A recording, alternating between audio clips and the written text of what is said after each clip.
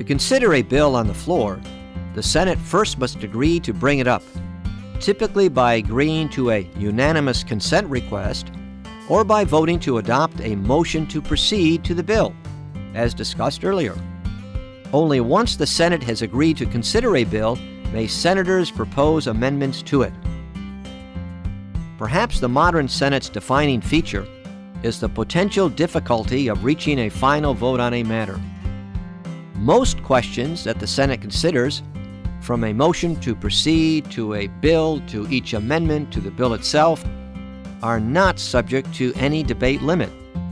Simply put, Senate rules provide no way for a simple numerical majority to cut off or otherwise impose a debate limit and move to a final vote. As a result, senators can effectively wage or threaten to wage a filibuster. In effect, insist on extended debate in order to delay or prevent a final vote on most amendments, bills, or other motions. In addition, Senate rules provide few options to comprehensively limit the amendments proposed to a bill. Unlike the House, for example, under most circumstances, amendments in the Senate need not be germane, and amendments sometimes involve subject matter unrelated to the bill in question. This can lead to a much more wide-ranging and less predictable floor debate than typically occurs in the House. Senate Rule 22, often called the cloture rule, does allow a supermajority to limit debate on a bill, amendment, or motion.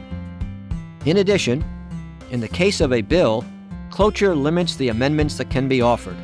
Supporters of, for instance, a bill under floor consideration can file a cloture motion, signed by at least 16 senators. 2 days of session later, senators vote on the cloture motion. If 3/5, usually 60 senators, agree, then further consideration of the bill is limited to 30 hours, during which only amendments from a pre-specified list of germane ones can be offered. After this final period of consideration, the Senate will take a final vote on the bill.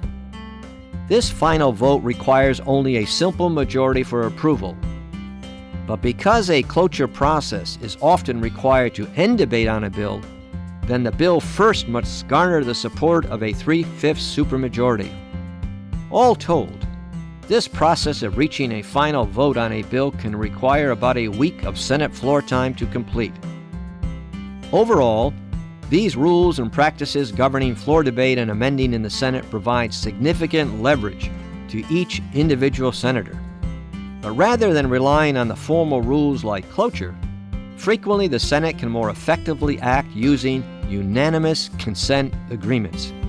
Such an agreement is a structured plan for limiting debate and amending, a plan that can be tailored to each bill that comes to the floor, and is somewhat akin to a special rule in the House. Through the use of these unanimous consent agreements, the details of which all senators have agreed upon, the Senate can more effectively process its business while protecting the procedural rights of each of its members.